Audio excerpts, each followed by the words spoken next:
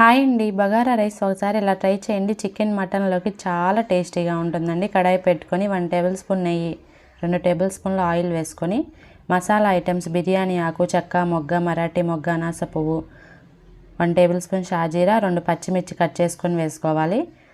Cut చేసుకుని ఒక onion వేసుకొని ఫ్రై చేసుకోవాలండి. 1 టేబుల్ స్పూన్ అల్లం వెల్లుల్లి పేస్ట్ వేసుకొని పచ్చివాసన లేకుండా ఫ్రై చేసుకోవాలి. ఇందులోకి 1 టేబుల్ స్పూన్ ధనియాల పొడి వేసుకోవాలి. 2 గ్లాసుల బియ్యాన్ని అరగంట పాటు నానబెట్టుకొని వేసుకోవాలండి.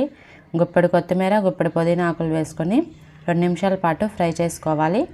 2 గ్లాసుల బియ్యానికి 4 గ్లాసుల వాటర్ వేసుకొని టేస్ట్కి సరిపడినంత కల్లుప్పు, కావాలనుకుంటే కొంచెం గరం మసాలా వేసుకొని మిక్స్ చేసుకోవాలండి. మూత పెట్టుకొని హై ఫ్లేమ్లో 5 నిమిషాల పాటు మరిగించుకోవాలి. వాటర్ అంతా మరిగిపోయిన తర్వాత స్టవ్ సిమ్లో పెట్టుకొని మరొక 10 నిమిషాల పాటు బాగా మగ్గేంత వరకు మగ్గించుకోవాలండి. చెమ్మేమీ లేకుండా మగ్గించుకుంటే సింపుల్గా చేసుకునే బగారా రైస్ రెడీ. వీడియో నచ్చితే లైక్ చేసి సబ్స్క్రైబ్ చేయండి.